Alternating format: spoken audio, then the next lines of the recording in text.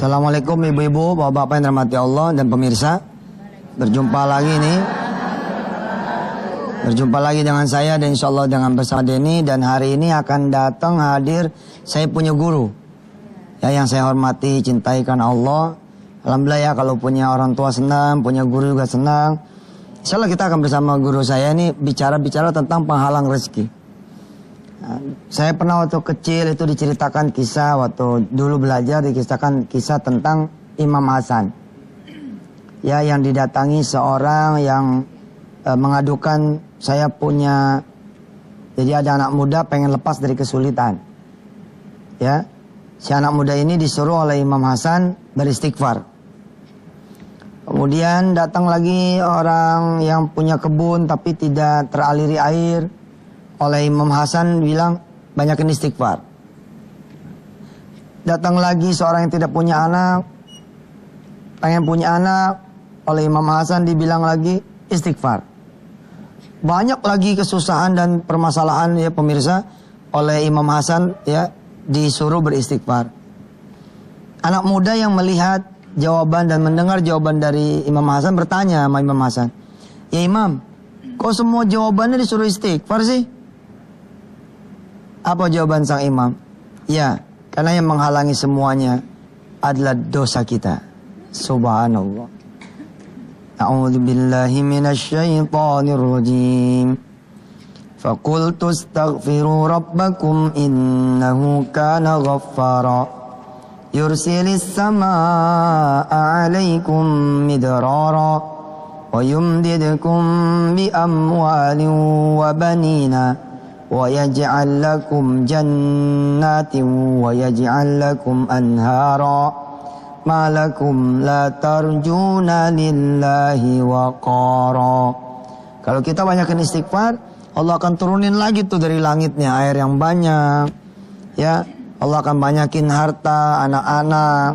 Kemudian Allah bikin buat kita surga. Subhanallah. Insyaallah. Mana Den ini? Sadaqallahul azim. Den. Assalamualaikum. Salam. Tat. Guru aneh yang jemput siapa? Oh ada. Ada jemput. Udah saya. Subhanallah. Mantap. Ada tamu kita lagi hari ini. Kita simpen dulu Tat. Oh gitu. Cerita-ceritanya hebat. Siap. Saya mau nanya dulu dong. Rezeki tuh kayak keran juga Tat. Kadang ada yang mampet, ada yang moncor. Iya. Moncor mah buang air dong. Maksudnya moncor lancar Tat, keluarnya banyak gitu. Iya. Itu penghalangnya dosa Tat. Kenapa sih Tat? Allah nggak ngasih kita orang kaya, semua kan enak Tat, kagak ada yang susah. Nggak, judulnya sih sebenarnya bukan kaya kali ya. Kalau kaya kan jadi relatif ya. Seorang pembantu apa nggak boleh punya rumah di Pondok Indah? Apa nggak boleh punya rumah di Bintaro? Apa nggak boleh punya apartemen? Bahkan dia nggak tahu bayarnya, nggak tahu nyicilnya, tinggal di situ loh. Sebab yang punya bangunin nggak pernah lihat, nggak pernah apain, tinggal dia. Apa kata majikannya? Bini bawa situ sekalian rumah gede. Bininya dia bawa. Anak di sekolahin. Mobil dikasih. Tuh. Jadi bukan soal kaya ini sebenarnya. Soal siapa yang bisa manfaat. Ya, dan bisa memanfaatkan juga apa yang bisa dimanfaatin. Intinya kan sama-sama tinggal di situ, ngerasain di situ. Iya. Ya, Benar. Bener itu yang. Nah kalau kita punya dosa, itu kayak aliran got mampet. Sampah mulu isinya. Oh, dosa kita tuh sampahnya tuh Tat. Itu aja sampahnya. Kita bersihin tuh semua, datang lagi tuh rezeki. Nah sedekah bikin lagi tambah gede salurannya. Mantap deh. Pipanya makin gede. Pipa makin gede. Oh mantap. Nah ini juga tamu kita selain bapak guru kita juga seorang pengusaha Tat. Ya. Pengusaha rezekinya moncor. Alhamdulillah Bu. Kita tanya ntar resepnya apa gitu Bu ya. Jangan kemana-mana, tetap di chatting dengan DM. Allahu Akbar, Allahu Akbar, Alhamdulillah, Alhamdulillah. Tat, ada orang yang pengen beli apa-apa gampang. Ada yang pengen beli apa-apa susah. Hidupnya sempit, kontrakan kalau selonjoran dikit mentok, miring dikit kejedot gitu ya. Itu berhubungan sama yang kita kerjain tuh Tat. Ada dua, ada dia ujian, ada dia azab gitu. Kayak di surat Toha misalkan Allah kasih tahu kan, siapa yang kemudian a'rada an dzikri fa inna lahu ma'isyatan dhanka. Siapa orang yang kemudian kerjaannya durhaka sama Allah, Allah bikin sempit hidupnya. Jangan salah loh, Den.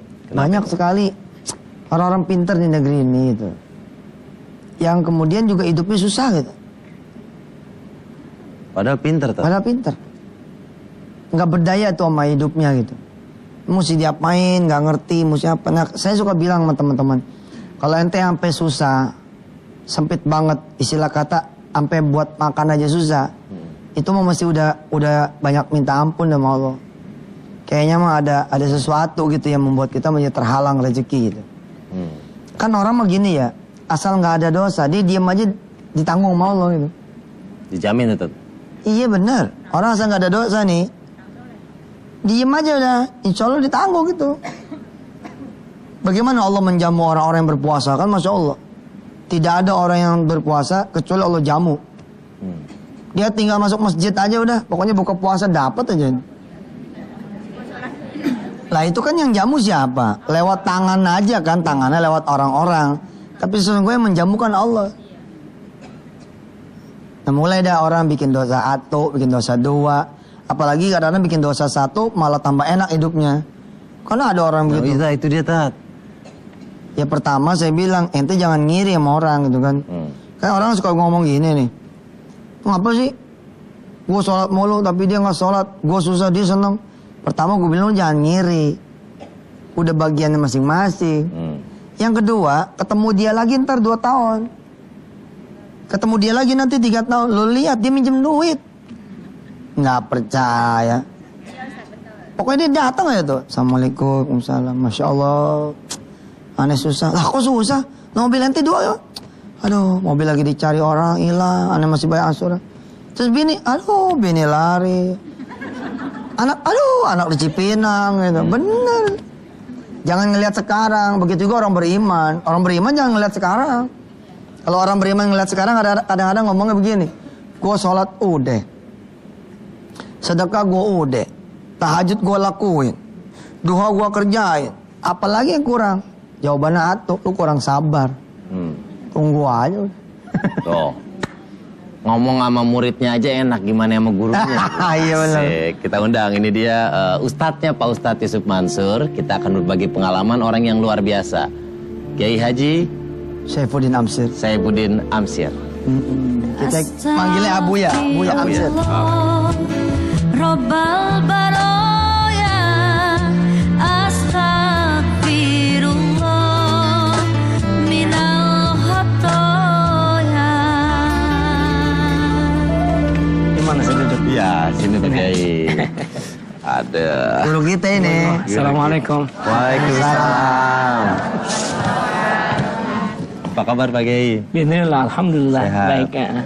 Pak Ustadz udah lama belajar Pak Ustadz? Oh deh, Kiai Jakarta tuh sekarang udah pada habis. Atu-atu udah pada dipanggil Allah Subhanahu Wa Taala. Tiap-tiap kota kan punya waliullah. Tiap-tiap kota punya penjaganya gitu loh. Nah kalau satu kota nggak ada sama sekali ulama, oh mestinya nangis tuh. Jakarta masih alhamdulillah masih punya Abuya ini. Alhamdulillah. Ya Abuya, kita lagi ngomongin penghalang rezeki Abuya. Bisa kasih kita tahu sih Abuya. Yang paling populer ya, sering banget, apalagi dalam konteks kejakartaan. Iya. Orang Betawi dari nenek-nenek sampai kakek-kakek inget banget tuh omongan. Apa itu?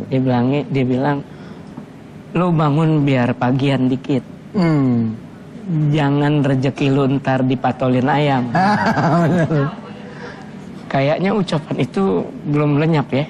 Masih ada. Terus beredar di persada kita di Jakarta. Terus udara Jakarta masih berakraban dengan aroma nasihat itu.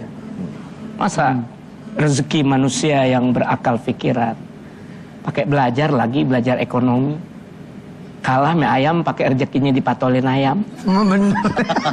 Iya. Itu ada hubungannya nggak sih Pak Kiai? Itu ada hadis, hadis dibangun dari hadis Rasulullah. Allahumma shalli alaihi wasallam. Naumatus subhi turithul faqrah. Tidurmu di pagi hari akan menyebabkan kefakiran. Waduh. Jadi biar pergi mana? Oh, kesentil nih habis pemirsa nih, sembahyang Mbak. subuh. Jangan tidur lagi ya. Jangan pakai tidur lagi deh. Bener. Sebab dia ngeringkuk semuanya game. Tamat. Dipatok Kiai, ayam. Pak Kiai tahu game loh. Oh gitu Pak Kiai. Iya. Oh, Dan itu dibaca dalam literatur yang sangat diakrabi oleh masyarakat Betawi. Walaupun yang ngarang orang Banten, Syekh Muhammad Nawawi Al-Bantani. Al-Bantani. Itu waktu mensyarahkan tidurmu di pagi hari melenyapkan segala potensi kebangunanmu untuk mereguk segala nikmat yang ada pada hari-hari berikutnya. Sesudah pada jam-jam berikutnya kau gagal. Hilang tuh cerdas, habis diajak tidur. Habis subuh memang enak banget. Oh, bukan main. Ngeringkuk, dia lupa make kopi deh. Ya. Dia tidur. Kemana tuh profesor? Digondol siapa tuh profesor? Gondol ayam. Dia tidak bersaing dengan orang lain. Para pebisnis nggak bersaing dengan para pebisnis saat dia tidur. Kemudian orang-orang pinter udah lenyap kreativitas untuk berdiskusi memecahkan suatu masalah. Jangan yang gede-gede. Yang di lingkungan dia sendiri dia kagak tahu lantaran dia tidur. Jadi begitu panjang dalam hadis Rasulullah Allahumma shalli alaihi yang memang diberikan kemampuan untuk mengungkap dengan ringkas, namun uraiannya begitu dalam. Jadi gara-gara tidur subuh, nah entar terus deh lemes deh. Mas, malas. Nggak peduli dia terpelajar, nggak peduli dia itu pengajar, hatta pelawak sekalipun tak lagi bisa beribadah dengan menggembirakan orang. Habis bagaimana ngelawaknya? Nah dia tidur. Oh, Iya benar. Tapi kalau sudah kau bekerja mengangkat potensi yang ada, kan begitu? Iya. Ya, ibu-ibu udah mulai dengan bacaan Qur'annya, bacaan ini dan Iya, nyapu, udah mulai pasar. siap ke pasar untuk urusan rumah tangganya. Kan Siti Fatimah waktu didatengin Nabi lagi nangis Siti Fatimah. Nah, maaf Pak Kiai. Hah? Tahan dulu. Ini. Kenapa Siti Fatimah nangis waktu didatengin Nabi? Kita balik lagi. Siap. Tetap di chatting di KNDM. Allahu Akbar, Allahu Akbar, Alhamdulillah. Allahu Akbar, Allahu Akbar, Alhamdulillah. Balik lagi sama kita di sini sama Pak Kiai Amsir. Saifuddin Amsir. Buya Amsir. Abuya panggilan. Awalnya sih saya dengar, wah bintang tamu, gurunya Pak Guru, ustadznya Pak Ustadz. Ternyata subhanallah orangnya enak banget Bu. Enteng omongannya kayak rengginang tapi berat kayak lemari beranda Bu. Asik. Pak Kiai, kita lanjutin lagi Pak Kiai. Tadi sampai kisahnya Fatimah. Fatimah menangis. Saat Fatimah menangis waktu itu, ada semacam beban yang dirasakan sebagai seorang ibu rumah tangga. Iya. Kan dia anak Nabi, anak raja pada enak-enakan pakai mahkota, dandannya cakep, ke kanan ke kiri selalu dipenuhi dengan nuansa-nuansa kesenangan ya, yang glamor lah gitu. Asik. Itu cara hidup yang ada di Romawi, yang ada di Persia. Udah umum namanya anak Nabi, kan begitu ya. Tetapi yang dihidupi, yang dirasakan oleh Fatimah, sejak pagi aku sudah menggerus tepung itu. Kalau di sono kan kerasan dari beras Bu, gandum. Tentu lebih keras dong. Menggerusnya itu dengan menggiling, dengan gilingan dari batu. Jadi lumpangnya batu, alunya batu. Nggak ketemu kalau di sini. Dulu ada juga di Jakarta namanya lelenjing. Masih ada. Udah ada kelupaan kan itu ya. Lelenjing ini. Itu alat menggiling, menghaluskan gandum itu. Nah, ketika dilihat tangannya bukan sekadar pecah, kapalan. Kasar. Padahal putri Nabi. Adakah putri Rasulullah harus menghias kelembutan tangan dengan lapisan-lapisan kapalan yang mengganggu ini? Ya mau nggak mau namanya perempuan nangis juga Bu. Ada apa Ananda? ini ya Rasulullah yang aku punya. Suamiku tak mampu membeli ruha. Itu ruha itu alat numbuk, alat ngegerus yang pada saat itu paling modern. Nabi bilang, bila engkau mau, aku yang berdoa. Alat penggiling tepung itu akan terus menggerus tepung sampai hari kiamat, Fatimah. Masya Allah. Tapi Fatimah, setiap keringat yang menetes pada keningmu, setiap keluhan-keluhan, kepenatan yang ada pada dirimu, itu nggak ada pahalanya yang tertinggal dari catatan malaikat. Allah. Kau mau yang mana? Itu atau ini? Nah, Pak Kiai sebentar. Tuh dia. Kita juga punya liputan nih, Pak Ustadz. Kita punya gambaran sketsa tentang orang yang suka nunda-nunda ibadah. Akhirnya dapat ditoel sama Allah, ditoel doang dikit, peralatannya rusak. Ini dia. Oh, ya. Pri, Apa Sur? udah zuhur nih. Sholat yuk. Ya udah juhur, udah jam 12:05. Iya. Ayo jamaah. Sholat duluan dah Sur. Kerjaan gua masih banyak banget. Udah lah, gue duluan nih. Iya. Pri, Apa? udah. Udah lagi mau kelarin. Sholatnya. Ntar, cerewet banget lu Sur, kayak mama mau pindahan. Iya, gue sih cuma ngingetin ya terserah ente itu sih. Ya lu ingetin dari tadi, gua udah inget. Yalah.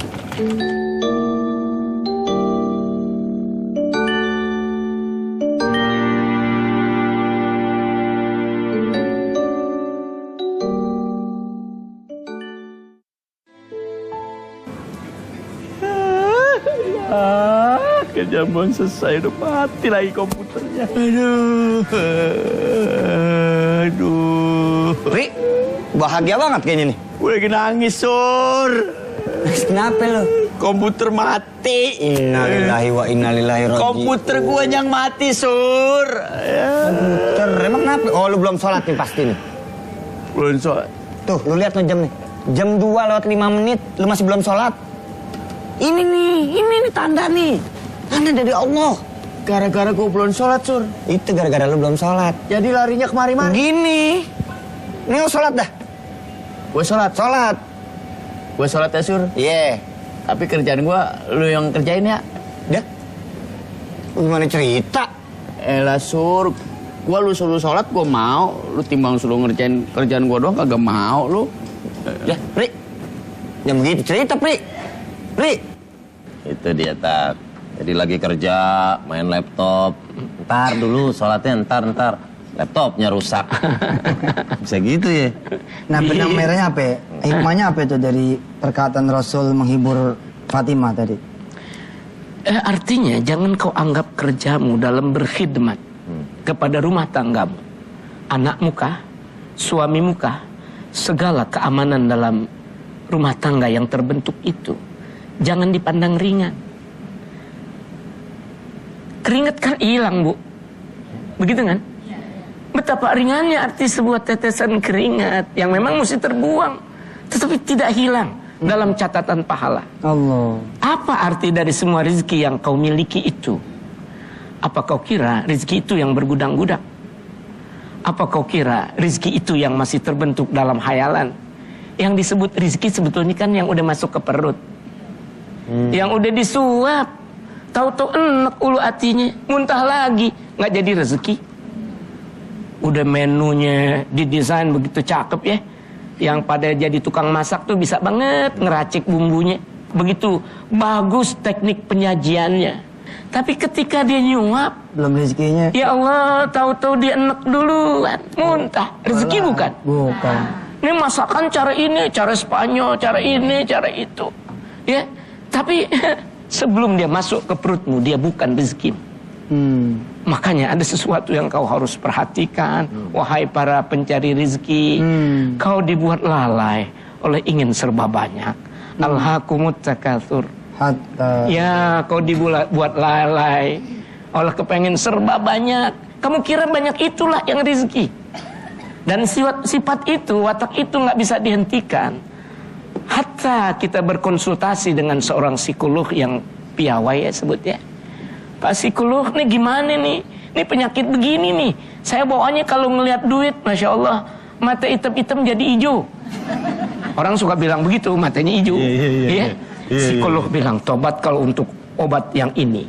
Sebab kita punya penyakit yang sama. Ya, ente begitu, anda begitu. Bagaimana ngobatinnya? Nabi bilang, "Lau anna libni Adama wadiyan min dhahabin ahabba an yakuna lahu wadiyani walan yamla'a fahu illa turabu." Masya Allah. Seandainya anak Adam punya satu lembah emas, dia masih berharap agar punya emas. 2 lembah emas. Allah. Hadirin dan pemirsa, hadirat dan pemirsa, bayangin satu lembah bagaimana ngitungnya. Ini pengen punya lagi. Tapi pengen punya lagi. Ketika berpikir dengan itu dan tak akan berhenti sebelum tanah kubur yang menyumpal mulutnya. Mana itu psikolog bisa ngobatin penyakit. Benar. Oleh sebab itu, kesederhanaan dalam rizki adalah keberkahannya. Allahumma barik fi ummati fi bukuriha. Allahumma barik li ummati fi bukuriha. Ya Allah, berikan keberkahan, datangkan keberkahan umatku pada pagi harinya. Makanya tadi nawatu subuh itu zurin waktu di situ. Jangan tidur kalau pagi. Ini dan ini kerja. Kayak kita ada Tidur. tamu, udah di depan rumah nih, udah di depan apartemen. Benar. Suruh masuk aja kali. Lancar juga bisnisnya, kita tanya apa rahasianya. Biar dia ikut sekalian ngaji sini. Iya, benar. Ini dia bintang tamu kita, presenter, pebisnis, tampangnya ya sama saya lah, keren juga sama. Adi Nugroho.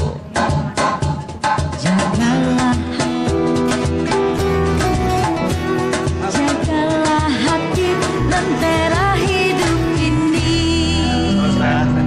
Ustadz Yusuf Mansur, apa kabar Ustadz? Baik sekali ya. Senang, makasih udah main ke tempat aneh ya. Ya, agak tinggian sedikit sekarang Ustadz Yusuf Mansur sebenarnya. Iya.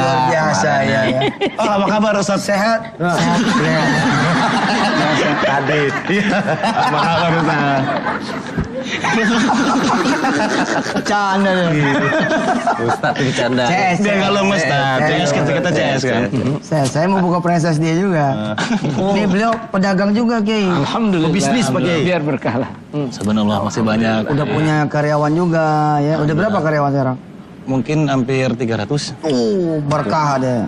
Tuh 300 keluarga pegangan di situ. Iya. Bener-bener. Nanti- Lancar semuanya di. Alhamdulillah lagi ibarat bayi lagi lucu-lucunya, lagi imut-imutnya sekarang. Ini Adi Kiai, Ya. Adi Nugroho. Kalau saya acara tablik akbar tuh, kalau Denny halangan, Adi. Oh, Masya Allah. Adi halangan, ntar Denny gitu. Nah, kita akan ngobrol-ngobrol sama Adi, sama Pak Kiai juga. Tapi ntar, Tat. Siap. Ya. Jangan kemana-mana, tetap di chatting dengan YM. Allahu Akbar, Allahu Akbar, Alhamdulillah. Allahu Akbar, Allahu Akbar, Alhamdulillah. Adi Nugroho, ya bisnisnya kuliner. Di Jakarta saya sering nongkrong, Tat. Sekarang baru dapat lagi tempat di Bali. Susah tuh dapat di situ. Iya, ya? Di, berbagi dong sama pemirsa. Kenapa ya bisa lancar segalanya? Tadi juga sempat dibahas, habis subuh jangan tidur. Tuh, Adi ngalamin itu nggak, Di? Untuk habis subuh, terus mungkin duha ya, mungkin ya. Nah itu mungkin juga ada yang mau ditanyain juga. Kalau dulu sih sejujurnya memang rajin, sampai terakhir kurang lebih 2 tahun lalu ya, Pak Kiai. Untuk duha ya, untuk duha. Tapi memang untuk 2 tahun terakhir ini agak kurang kalau untuk duhanya gitu kan. Tapi memang kalau alhamdulillah memang sekitar 2 tahun 3 tahun ke belakang tuh memang rajin wirid gitu kan, rajin wirid terus zikir. Ya alhamdulillah sih ada berasanya setelah 2 tahun 3 tahun ini kalau banyak bisnis yang lancar. Nah kalau untuk duha sendiri tuh kurang lebih gimana Ustadz ya kayaknya ya pengaruh ke ininya? Memang secara spesial ya, untuk duha itu salah satu bentuk ibadat yang agak terkonsentrasikan pada hal yang terkait dengan rizki. Alangkah sedapnya gitu bila orang menjadi jatuh tertidur ya pada saat duha itu kan. Nah, tapi dia mengganti tidurnya dengan ibadat. Dalam ibadat di waktu duha ada doa populer. In kana rizqi fis sama'i fa anzilhu Wa in kana fil ardi fa akhrijhu. Wa in kana ba'idan faqarribhu. Wa in kana mu'assaran fayassirhu. Wa in kana haraman fatahhirhu. Itu kan di antara doa-doa yang ada di dalam salat duha. In kana rizqi fis sama, bila dia masih di langit turunkan ya Allah. Bila terbenam di bumi munculkan ya Allah. Bila dia kotor bersihkan ya Allah. Kalau sulit mudahkan ya Allah. Tuh. Berarti kalau misalkan ada orang dia yang kemudian tidak duha, boleh dibilang dia sebenarnya menghilangkan potensi rezeki juga ya? Antara lain. Kan semuanya bisa kita lihat kaitannya dengan jangan tidur di waktu pagi. Ada doa Rasulullah yang khusus di situ. Keberkahan disebar di waktu pagi. Pagi benar ya, Allah. Baru kau dapat sebentar, tiba-tiba kau tinggalkan dengan relaksasi yang belum tentu benar. Iya benar. Karena waktunya tidak tepat. Pemirsa tuh istri. Tuh, kan senam juga apa juga kan diatur waktunya kapan kayak gitu loh. Nah ini pada saat itu kita konsentrasi. Makanya Anda udah merasakan hikmah dari sholatul duha. Tetapi berduha bukan hanya untuk itu kan itu. Tapi bagian-bagian yang insya Allah Allah iringkan pada perlakuan seperti ini adalah hal yang banyak dirasakan orang. Pada siang yang telah tercabut, segala potensi-potensi pengembangannya akan menjadi berakhir dengan keparahan. Matamu nggak siap untuk menghadapi siang yang selanjutnya. Kupingmu nggak siap, karena semuanya telah kau cabut gitu. Tetapi bila kau sudah mengayun pacul untuk petani ya, kau sudah pergi mengajar untuk guru-guru dan seterusnya, kau telah mempersiapkan semua potensi yang disiapkan Allah pada dirimu. Kayak gitu. Di itu kalau Adi bisa nyuruh karyawan-karyawati pada duha juga mantap tuh di. Wah. 300 orang ngangkat usaha ente. Oh, Masya Allah. Sekarang gini ya Den. Ente nyuruh 300 orang yang nggak ente kenal buat sholat duha. Susah loh. Iya. Saya datang nih ke Adi. Saya datang nih sebagai ustadz ke Adi. Lalu saya bilang ke karyawan-karyawannya Adi. Karyawannya Adi, ente pada sholat duha ya. Itu bisa bilang, iya ustadz. Bisa bilang iya. Padahal belum tentu ngelakuin. Tapi kalau yang punya ngomong, absen lu pada duha ya. Yang nggak duha, dihitung nggak absen. Wah itu pada duha tuh. Seru tuh nih. Boleh. Tapi ikhlasnya gimana Tat? Nggak semua pemaksaan itu dijelek. Kalau ada orang nanti marah, Pak Adi, kok jadi wajib sih sholat duha? Bukannya sunnah. Sholatnya sih sunnah. Cuman bapak, mas kerjanya sama saya. Peraturannya begitu. Selesai tuh. Cakep itu. Itu bedanya pengusaha tuh Kiai. Bedanya pengusaha sama Kiai, pengusaha sama Ustadz di situ. Faktor daya paksanya tuh beda. Daya pressure. Daya pressernya tuh beda, bener. Kalau masih mau ngantor, duha. Kalau enggak, nih surat pengunduran diri. Pintu keluar sebelah situ. Minta keluar. Insya Allah tuh demo dah. Saya atas izin Allah suka sharing sama teman-teman yang ngelola pendidikan. Saya bilang, ente tuh udah punya pasukan. Saudara udah punya pasukan. Kalau pasukan ini kemudian digerakin buat minta, pasti itu akan muncul bangunan apa itu dari dalam bumi atas izin Allah. Nah usaha juga sama. Tapi insya Allah kita break dulu deh. Iya. Ya, nanti kita lanjutin. Iya. Jangan kemana-mana, tetap di chatting dengan YF.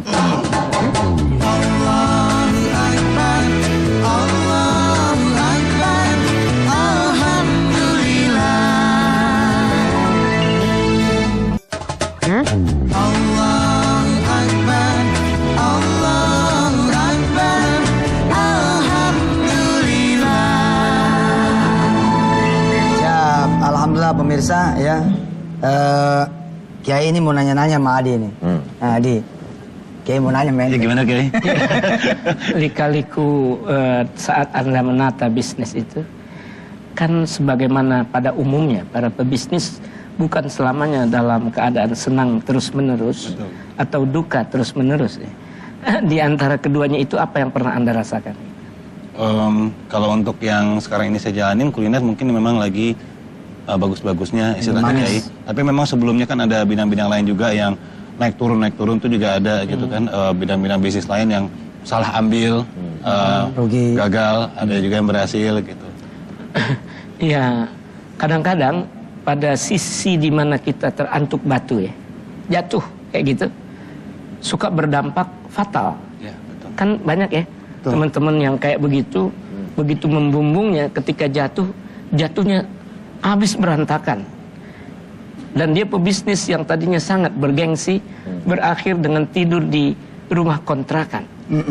Dan parahnya kontrakan itu tidak cukup untuk memandikan jenazahnya saat dia mati. Kejadian ini bukan saya angkat dari cerita, believe it or not. Ini kejadian benar-benar. Allah si jago duit sampai pada tahap seperti itu. Nah, ada di dunia Islam kita ini sampai ayat-ayat Al-Quran itu diberi nama ayat 1000 dinar. Kalau disebut dinar kan satu aja juga kan nilainya gede banget. Pada melek Sampai dah ayat sebut ini dinar. disebut 1000 dinar. Saya dari masih anak-anak tuh mengenal ayat ini. Bagaimana 1000 dinar menjadi nama dari beberapa ayat. Wa may yattaqillaha yaj'al lahu makhraja. Ibu-ibu udah hafal ayat ini ya. Sebut ayat 1000 dinar. Wa may yatawakkal 'ala Allahi fahuwa hasbuh. Innallaha balighu amri qad ja'alallahu likulli syai'in qadra. Ya musabbibal asbab dan seterusnya. Ayat itu populer dengan nama 1000 dinar. Karena ada orang yang saat itu lagi kebingungan. Apakah hari-hari ke depan masih bisa aku rasakan sebagai hari, atau aku sudah berpindah ke alam yang lain? Iya, banyak Karena aku akan dibunuh. putus asa. Putus asa kan? Utangnya waktu itu 1000 dinar. Awalnya tuh ya. Ya, saat dia hampir menceburkan dirinya ke laut karena putus asa. Asa. Masya Allah. Ada seorang alim yang melihat gundahnya orang ini. Apa yang mendukakan engkau, wahai saudara? Saya ngutang. Kalau nggak kebayar, udah lama jatuh temponya, malunya aja udah nggak ketulungan. Saya nggak bisa tanggung. Jatuh temponya sudah terlampau lama. Dan saya diancam, mau terus panjang atau kau mati karena hutang ini. Saya kehilangan pikiran. Apakah saya lempar diri saya ke laut, atau apalagi karena nggak ada jalan keluar? Orang alim itu hanya memberikan ayat ini. Kau baca sampai Allah membebaskan engkau dari derita yang kau derita sekarang ini. Allah. Ya, dia baca ayat itu. Tapi begitulah keyakinan terhadap bukan hanya ayat sebetulnya. Bukan bahwa ayat ini berpotensi untuk disebut ayat 1000 dinar. 1.000.000 dinar pun potensinya masih cukup kuat ya. Karena di situ ada satu pesan moral. Ada filosofi yang tertanam di balik bunyi ayat. Wa may yattaqillaha yaj'al lahu makhraja. Yang selalu bertakwa kepada Allah, Allah akan memberikan dia jalan keluar.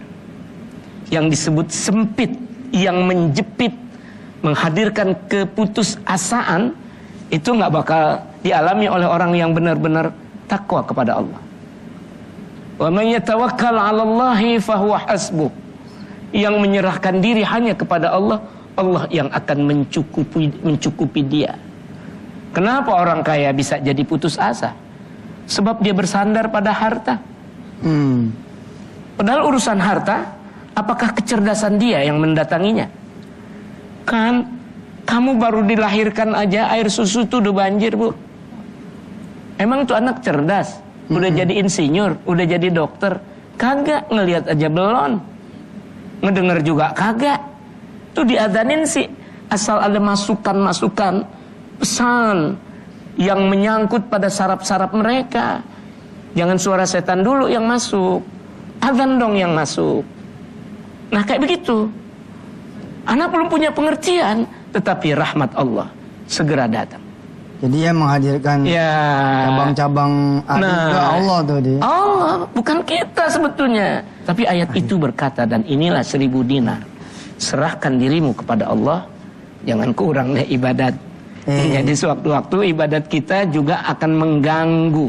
Baik. Kelancaran itu bila itu dikurangi, ditinggalkan. Ya. Ini udah berakhir segmennya. Kiai tutup mau doa. Biar kita ini nggak ada punya penghalang rezeki.